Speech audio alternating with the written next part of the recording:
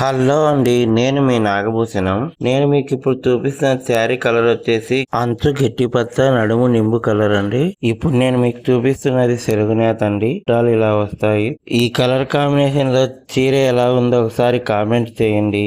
శారీలో మీకు ఇప్పుడు చూపిస్తున్నది పళ్ళు డిజైన్ నేత అండి. ఈ పళ్ళు డిజైన్ నేత మొత్తం 25 ఇంచుల వరకు నేసుకుంటామండి.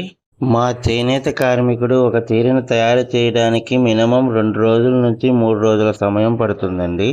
ఒక చీరను నేయటం పూర్తయిన వెంటనే చీర మర్తేయటం కుదరదండి. అలా చీరను మర్తేయటం వల్ల చీర చుక్కు కొట్టే అవకాశం ఎక్కువగా ఉంటుంది. చీర పూర్తయిన వెంటనే ఒక రోజు మొత్తం చీరను పక్కన పెట్టుకుని ఆరబెట్టుకుంటానండి.